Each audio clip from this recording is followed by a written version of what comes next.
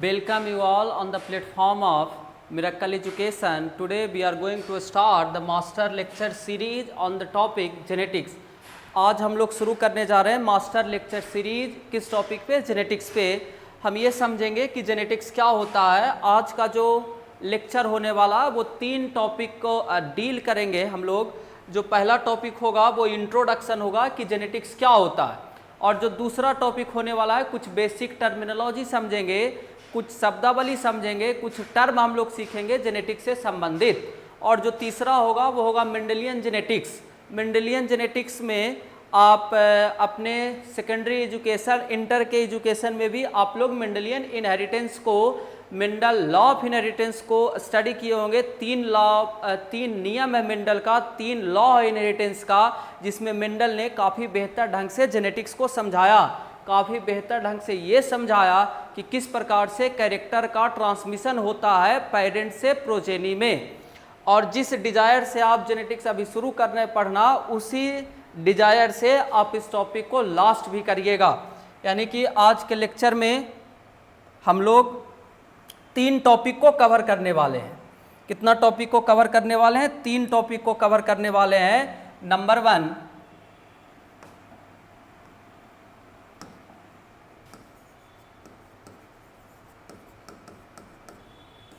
Genetics में हम लोग आज 3 टॉपिक कवर करने वाले हैं। सबसे पहला इंट्रोडक्शन,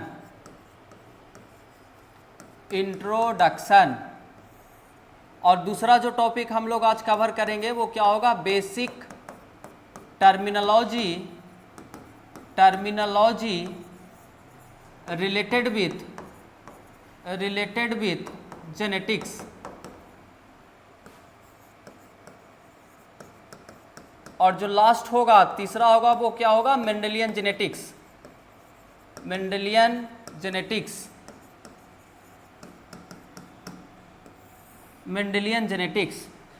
तो सबसे पहले हम लोग ये समझते हैं कि जेनेटिक्स क्या होता है। What is genetics? तो जो जेनेटिक्स है वो स्टडी है, किसका स्टडी है? Genetics is a study of genetics is a study of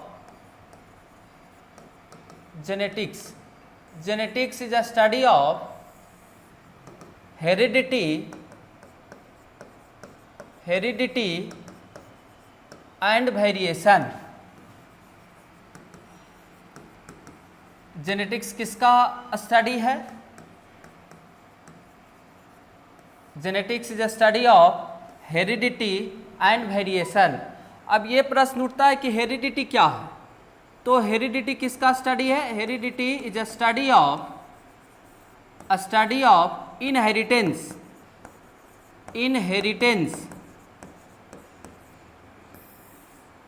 यानी कि अगर आपसे क्वेश्चन पूछे कि जेनेटिक्स क्या होता है, तो जेनेटिक्स हेरिडिटी और वेरिएशन का क्या होता है? स्टडी होता है, अध्ययन होता है।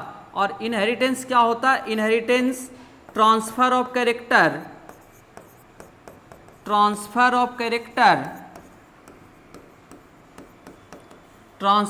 कैरेक्टर फ्रॉम वन जनरेशन,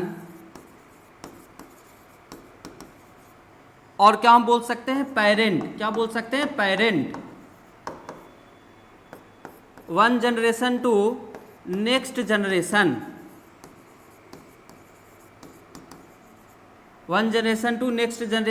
और क्या बोल सकते हैं? पेरेंट से प्रोजेनी में।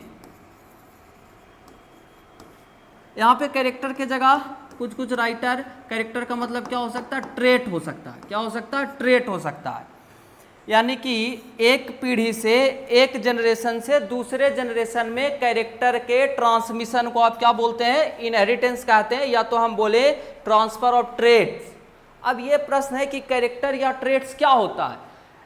ट्रेट्स क्या होता है? अगर हम कैरेक्टर का बात करें तो कैरेक्टर क्या है? आई कलर एक कैरेक्टर है।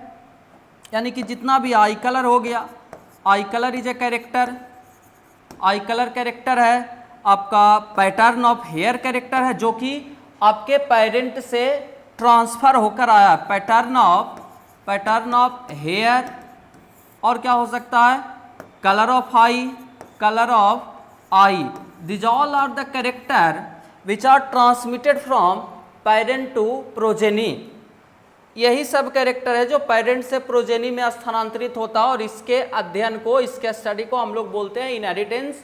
और इनहेरिटेंस, हेरिडिटी किसका स्टडी होता है? इनहेरिटेंस का। इनहेरिटेंस क्या होता है? एक पीढ़ी से दूसरे पीढ़ी में कैरेक्टर का जो ट्रांसमिशन है उसको हम लोग क्या बोलते हैं? इनहेरिटेंस कहते हैं। अब कैरेक्टर का मतलब ये आप बार बार हम बोल रहे हैं, कैरेक्टर याद रखिएगा। कोई भी ट्रेट्स है, जैसे कि हम बोल रहे हैं कि what is the shape of your nose, आपका नोज का क्या आकार है, तो जैसे ये सारा जितना भी कैरेक्टर है, जितना भी ट्रेट्स है, ये किससे स्थानांतरित होकर आता है ऑफस्प्रिंग में? पेरेंट से। अब किसके द्वारा आता है? तो देखिए जो कैरेक्टर ट्रांसमिट होकर आता है वो किसके द्वारा आता है? डीएनए के द्वारा आता है। DNA is responsible for controlling, DNA आप सिंपली लिख सकते हैं DNA control the character, DNA control the character.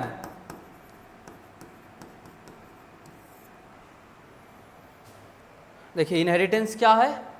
Inheritance है transfer of character from one generation to next generation.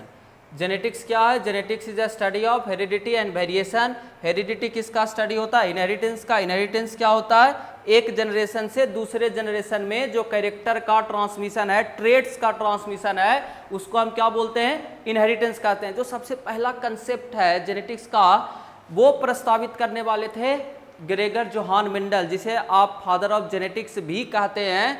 उन्होंने सबसे पहला कंसेप्ट पुट फॉरवर्ड किया था पी प्लांट में कि किस प्रकार से पी प्लांट में कैरेक्टर का ट्रांसमिशन होता है।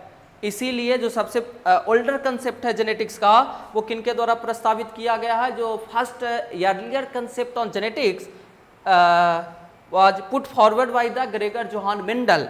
उन्होंने पी प्लांट से समझाया था कि किस प्रकार से कैरेक्टर इनहेरिट होता है एक पीढ़ी से दूसरे पीढ़ी में। और ये वेरिएशन क्या होता है? Variation the differences among the individual, the differences among the individual of same species, एक ही जाति के लोगों में जो विभिन्नताएं हैं, जो अंतर है, उसे हम क्या बोलते हैं? वेरिएशन। और ये वेरिएशन अराइज किसके कारण होता है? Variation arise due to the differences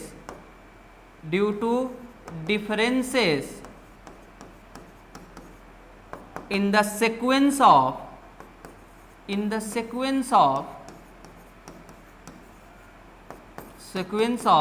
DNA। प्रत्येक व्यक्ति का जो डीएनए सीक्वेंस है अलग अलग है, इसी के कारण प्रत्येक व्यक्ति एक दूसरा से अलग दिखाई पड़ता है, यही है वेरिएशन। अब मेंडल सबसे पहला वैज्ञानिक है जिन्होंने ये बताया कि किस प्रकार से जो कैरेक्टर है एक पीढ़ी से दूसरा पीढ़ी में जाता है। अगर आप एक छोटा सा एग्जाम्पल देखें तो जो गैमिट है इन सेक्सुअल रिप्रोडक्शन, लैंगिक जनन में, इन सेक्सुअल रिप्रोडक्शन में क्या होता है? मेल पार्टनर क्या शेयर किया? स्पर्म। और स्पर्म में क्रोमोजोम नंबर कितना? 23। क्रोमोजोम है कुछ नहीं, क्रोमोजोम कंडेंस फॉर्म है, इसका डीएनए का है, क्रोमेटिन का है। हम आगे आने वाले लेक्चर में क्रोमेटिन को काफ़ी डिटेल में डिस्कस करेंगे। क्रोमेटिन के स्ट्रक्चर, क्रोमेटिन भी डीएनए ही होता है। 23 क्रोमोजोम कहाँ से? स्पर्म से। 23 क्रोमोजोम कहाँ से? ओवा से। और स्पर्म और ओवा से के फ्यूजन से जो कोशिका बन रहा है, जो सेल बन रहा है, उसे हम क्या बोलते हैं? जाइगोट कहते हैं। क्या कहते हैं? जाइगोट। और ये जाइगोट में कितना क्रोमोजोम है? 46। और इसी जाइगोट से क्या बन रहा है? इम्ब्रियो। और इम्ब्रियो डेवलप हो रहा है, फिर क्या बन रहा है? फीटस। और फिर फीटस से क्या है? न्यूबॉर्न। अब अगर आप देखते हैं तो इस न्यूबॉर्न में कुछ कुछ कैरेक्टर मिलता जुलता है किससे? फादर से। और कुछ कुछ कैरेक्टर मिलता जुलता है किससे? मदर से। ऐसा हो क्यों रहा है? क्योंकि half of the genetic material किसको कहते हैं? डीएनए को कहते हैं। जेनेटिक मटेरियल, और यही जेनेटिक मटेरियल आपके शरीर का मास्टर मॉलिक्यूल है। अब ध्यान से सुनिएगा, यहाँ पे 23 क्रोमोजोम किसके द्वारा शेयर किया गया, स्पर्म के द्वारा, 23 किसके द्वारा, ओवा के द्वारा, जिसके कारण जो ये न्यूबॉर्न है इसका कुछ कैरेक्टर किससे मैच कर रहा होता, सिमिलर है किसके, मदर के, और some of the character are match with mother. अब देखिए इसी के पूरे स्टडी को हम क्या बोलते हैं, जेनेटिक्स कहते हैं। क्या कहते हैं, जेनेटिक्स कहते हैं। चलिए आज के सेकेंड टॉपिक की तरफ हम लोग मूव करते हैं, जो कि क्या है, some basic terminology related with genetics. Some basic terminology related with genetics. कुछ शब्दावली देखेंगे, कुछ हम लोग टर्मिनोलॉजी को देखेंगे जो कि रिलेटेड होगा जेनेटिक्स से, जिसका कि बेहद ज़्यादा हम इस्तेमाल करेंगे जेनेटिक्स पढ़ाने के दौरान। तो सम बेसिक टर्मिनोलॉजी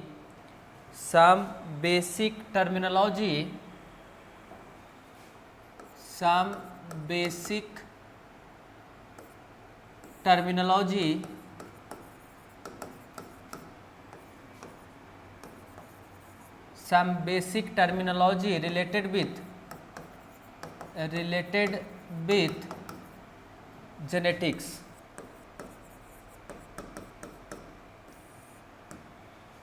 जिसमें सबसे पहला जो टर्म आता है वो आता है हैप्लॉइड। क्या आता है, हैप्लॉइड।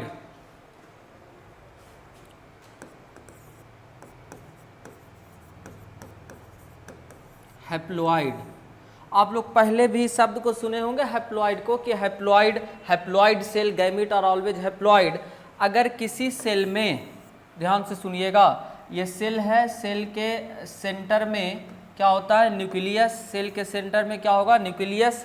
और अगर न्यूक्लियस में सिंगल सेट है क्रोमोजोम का कैसा सेट है, सिंगल सेट। कहने का मतलब अगर क्रोमोजोम पेयर में नहीं है, अगर क्रोमोजोम पेयर में नहीं है तो उस प्रकार के सेल को आप क्या बोलते हैं, हैप्लॉइड सेल। क्या बोलते हैं, haploid cell. Contain single set of chromosome, contain single set of chromosome. अगर हम एग्जाम्पल की बात करें कि हैप्लॉइड सेल का एग्जाम्पल क्या होता है, तो gamete are always haploid in nature. जो गैमीट होते हैं, gamete are always haploid in nature. अब क्लास 8-9 से पढ़ते आते हैं कि जो गैमीट है, मेल गैमीट क्या होता है, मेल गैमीट क्या है, स्पर्म।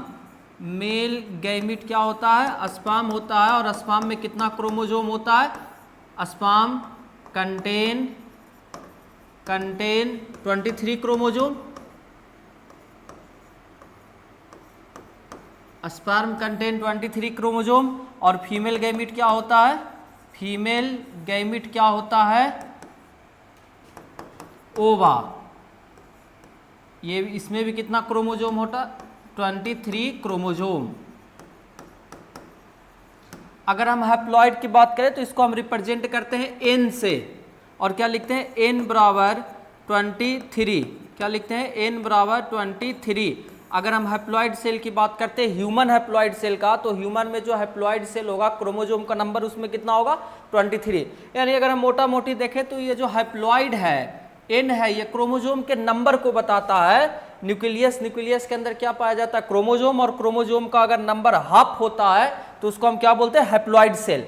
और अगर क्रोमोजोम पेयर में प्रेजेंट होता है, अगर क्रोमोजोम किस में प्रेजेंट होगा, पेयर में, किसमें प्रेजेंट होता है, पेयर में, तो उस प्रकार के सेल को हम क्या बोलते हैं, डिप्लॉइड सेल। क्या बोलते हैं, डिप्लॉइड सेल। यानी कि, और इसको रिप्रेजेंट हम किससे करते हैं, 2n से। यानी सेल के अंदर न्यूक्लियस के अंदर क्रोमोजोम अगर पेयर में होगा, क्रोमोजोम पेयर में होगा, तो उस प्रकार के सेल को हम क्या बोलेंगे, डिप्लॉइड सेल कहते हैं। Contain chromosome present in pair, chromosome present in pair,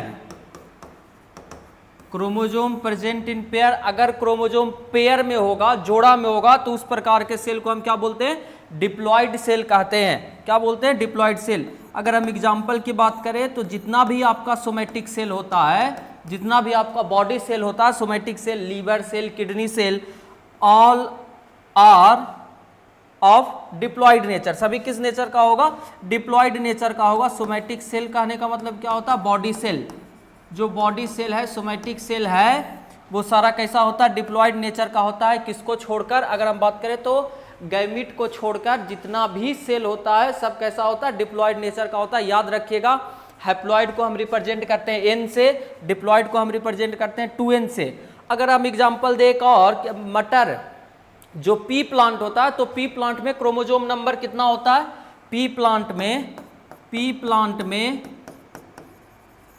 plant में क्रोमोजोम नंबर कितना होता है? क्रोमोजोम नंबर कितना होता है? 2n equal to 14, 2n equal to 14।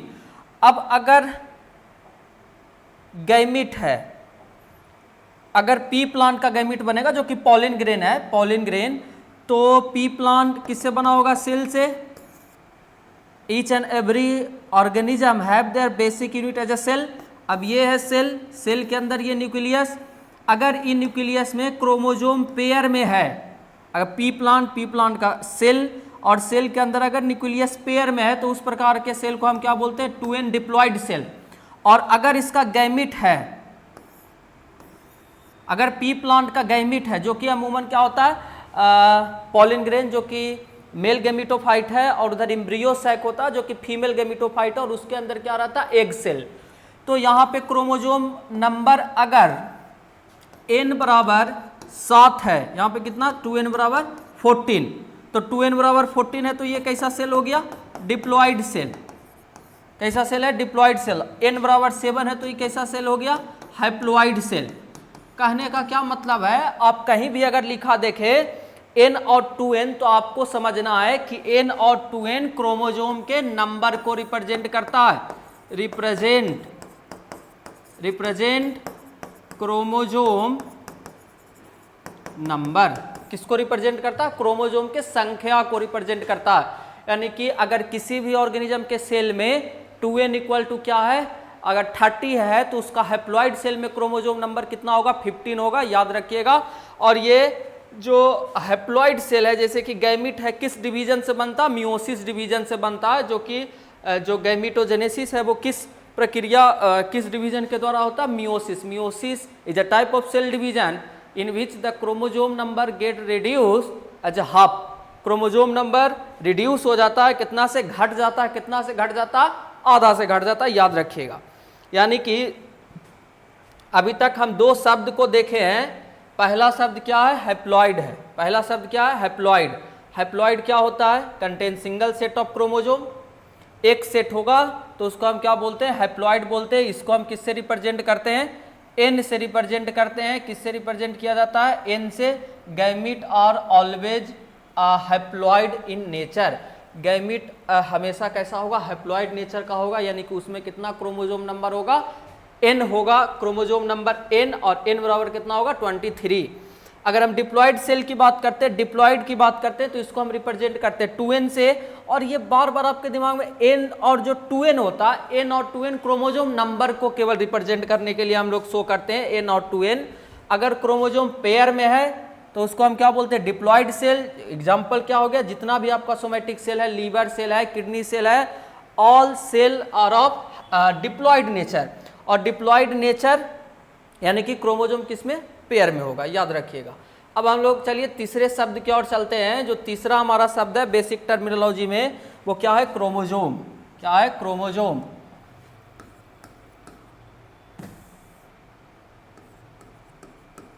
Chromosome. Chromosome कुछ नहीं होता। देखिए क्रोमोजोम क्या है, थोड़ा सा अगर इसको समझते हैं तो ध्यान से सुनिएगा। क्रोमोजोम क्या होता है? ये है सेल। सेल के अंदर क्या होता है? न्यूक्लियस। न्यूक्लियस के अंदर क्या होता है?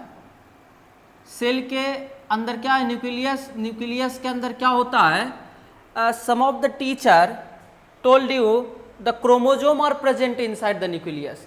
कोई आपको टीचर क्या बता रहा है कि क्रोमोजोम प्रेजेंट होता है किसके अंदर, न्यूक्लियस के अंदर, कुछ क्या कि डीएनए होता है, कुछ क्या बोले क्रोमेटीन होता है। क्या अंतर है क्रोमेटीन, क्रोमोजोम और डीएनए और जीन में? थोड़ा सा ये एक ओवरव्यू देखते हैं, उसके बाद आपको क्रोमोजोम और बेहतर ढंग से समझ में आएगा। देखिए अमूमन आप जब कोशिका को, सेल को माइक्रोस्कोप में देखते हैं, माइक्रोस्कोप में देखते हैं तो इस प्रकार से आपको इंटेंगल थ्रेड लाइक स्ट्रक्चर दिखाई देता है। कैसा स्ट्रक्चर दिखाई देता है? इंटेंगल थ्रेड लाइक स्ट्रक्चर दिखाई देता है जब आप माइक्रोस्कोप से देखते हैं। और किस प्रकार के सेल को आप देख रहे हैं? जो डिवाइडिंग, अभी डिवाइड नहीं कर रहा है, उस सेल को आप अगर अभी एनालिसिस करें माइक्रोस्कोप में तो आपको कैसा दिखाई देने वाला है? इंटेंगल थ्रेड लाइक स्ट्रक्चर दिखाई देता है। इस इंटेंगल थ्रेड लाइक स्ट्रक्चर को आप क्या बोलते हैं? क्रोमेटीन। क्या बोलते हैं? क्रोमेटीन कहते हैं। क्या कहते हैं? क्रोमेटीन कहते हैं। तो क्रोमेटीन क्या होता है? ध्यान से सुनिएगा, क्रोमेटीन क्या है? ये आपका डीएनए। क्या है? DNA. And what is the total length of human DNA? जो पूरा लंबाई होता है ह्यूमन डीएनए का वो कितना होता है? 2.2 मीटर अप्रोक्सीमेटली। कितना होता है? 2.2 मीटर। अब इमेजिन करिए वो 2.2 मीटर का डीएनए एक इस प्रकार से डॉट माइक्रोमीटर, सेल का लेंथ कितना होता है? माइक्रोमीटर। और प्रत्येक सेल के न्यूक्लियस में 2.2 मीटर का जो डीएनए है वो पैक्ड है। कभी सोचे किस प्रकार से डीएनए पैक्ड होता है? डीएनए पैकेजिंग में इस पे हम लोग काफ़ी डिटेल में चर्चा करेंगे। How the DNA get packed in a micrometer structure. Cell का जो लेंथ है वो कितना होता है? माइक्रोमीटर में होता है। और उस माइक्रोमीटर में 2.2 मीटर का डीएनए एडजस्ट है। ले उस पर तो हम बाद में चर्चा करेंगे, how the 2.2 metre DNA get adjust in micrometer structure. अब यहाँ देखिए ये जो डीएनए है, ये डीएनए का नेचर कैसा होता है? डीएनए का नेचर होता है एसिडिक। इसका नाम ही खुद है डीऑक्सी राइबो न्यूक्लिक एसिड। ध्यान से सुनते जाइएगा, डीऑक्सी राइबो न्यूक्लिक एसिड।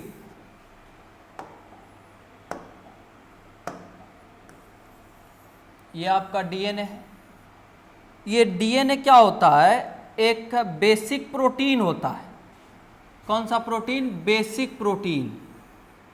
इस बेसिक प्रोटीन को डीएनए एसिडिक नेचर का, याद रखिएगा डीएनए किस नेचर का है? एसिडिक नेचर का है। एसिडिक नेचर का होता है डीएनए। डीएनए किस नेचर का होता है? एसिडिक नेचर का, deoxy ribo nucleic acid. The name itself suggest the nature is acidic. और ये जो डीएनए है एक बेसिक प्रोटीन पे अपने आप को रैप करता है। बेसिक प्रोटीन पे अपने आप को इस प्रकार से रैप करता है तथा ये जो संरचना बनता है, this basic protein is called histone. इस बेसिक प्रोटीन को हम क्या बोलते हैं? हिस्टोन। हम आपको पहले भी बोले डीएनए पैकेजिंग में काफ़ी डिटेल से एक का कर हम प्रत्येक स्ट्रक्चर को अध्ययन करेंगे, लेकिन अभी एक ओवरव्यू है कि ये जो डीएनए है किस पे रैप करता है? हिस्टोन पे रैप करता है। हिस्टोन कैसा प्रोटीन होता है? बेसिक प्रोटीन होता है। कैसा प्रोटीन है? बेसिक प्रोटीन है। और ये किस पे रैप किया? हिस्टोन। डीएनए किस पे रैप किया? हिस्टोन पे रैप किया। अब रैपिंग के बाद फिर से आगे बढ़ता है डीएनए, फिर से आगे डीएनए गया, फिर से हिस्टोन पे रैप करेगा, फिर से हिस्टोन पे रैप करेगा।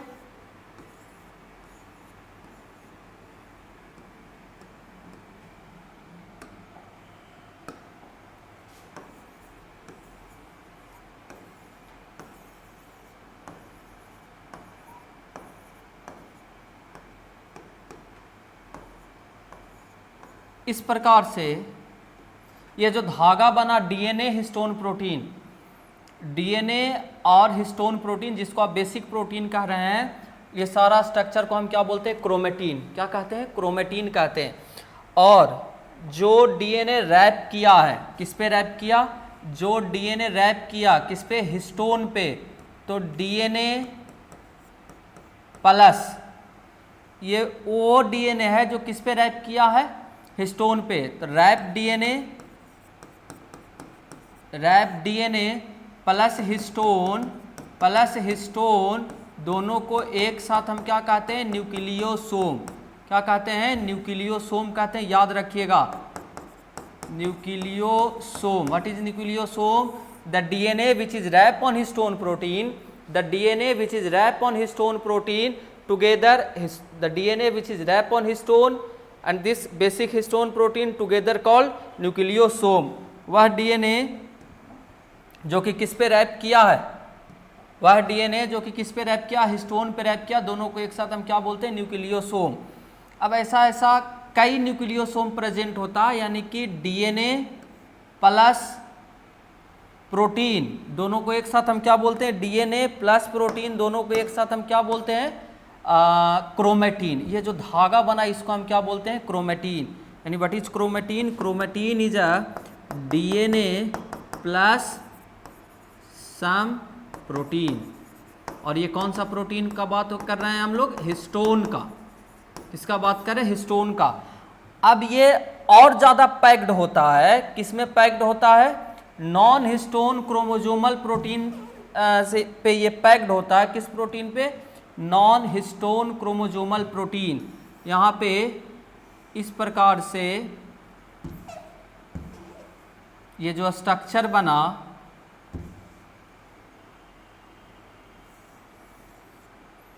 यहाँ पे जो प्रोटीन है इसको हम क्या बोलते हैं, non histone chromosomal protein, NHC protein. क्या बोलते हैं, NHC प्रोटीन। अब ये NHC प्रोटीन पे कौन रैप कर रहा है, क्रोमेटीन। कौन रैप कर रहा है, क्रोमेटीन रैप कर रहा। कौन रैप किया, क्रोमेटीन रैप किया। इसी स्ट्रक्चर को आप क्या बोलते हैं, क्रोमोसोम कहते हैं। यानी कि क्रोमोसोम कुछ नहीं है, chromosome is a condense form of DNA, condense form of chromatin. और ये एक शेप धारण कर रहा है, एक लीनियर स्ट्रक्चर एक्वायर कर रहा है, कंडेंस हो रहा है। यही क्रोमेटीन कंडेंस होकर किसका निर्माण करता है, क्रोमोसोम का निर्माण करता है। अब प्रश्न ये है कि सेल के अंदर क्रोमेटीन कब दिखाई पड़ रहा होगा और सेल के अंदर क्रोमोसोम कब दिखाई पड़ रहा होगा। यानी कि जब आप किसी सेल को माइक्रोस्कोप में एनालिसिस करते हैं तो जिस समय सेल डिवाइड हो रहा होता है उस समय ये क्रोमेटीन कंडेंस हो जाता है। क्या हो जाता है, क्रोमेटीन कंडेंस हो जाता है। कैरियोकाइनेसिस आप पढ़े होंगे, 2 फेज होता है सेल डिवीजन का, एक इंटरफेज और दूसरा कौन सा फेज होता है, एम फेज, माइटोटिक फेज। तो जो एम फेज है, एम फेज में 2 फेज होता है, एक कैरियोकाइनेसिस, दूसरा क्या है, साइटोकाइनेसिस। मार्कर भी अलग है।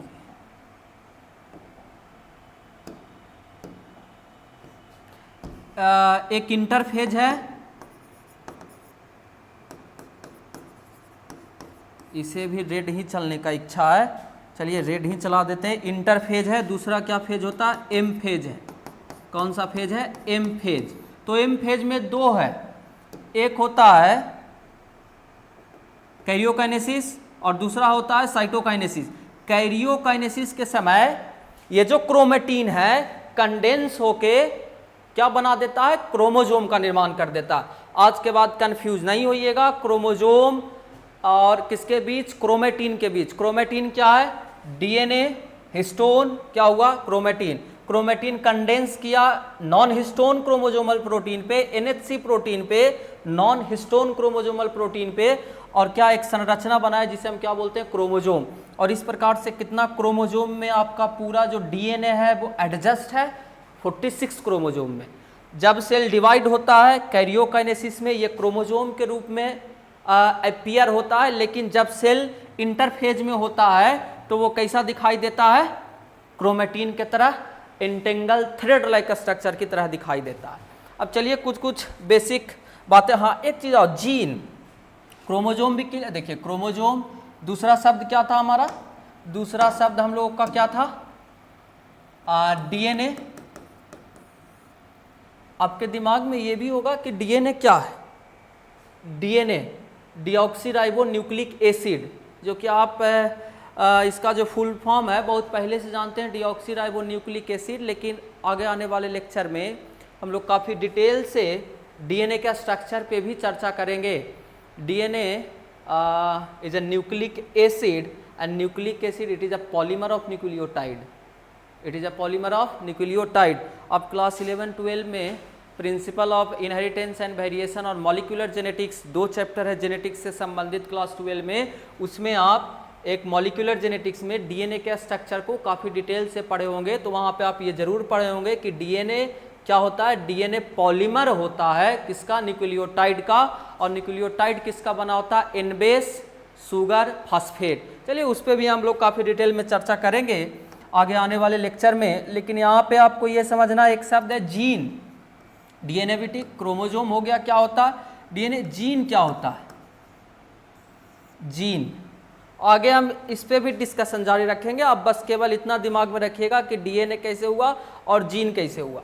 आपको लोग क्या बोलता है कि क्रोमोजोम पे जीन प्रेजेंट है, क्रोमोजोम पे क्या प्रेजेंट है, जीन प्रेजेंट है।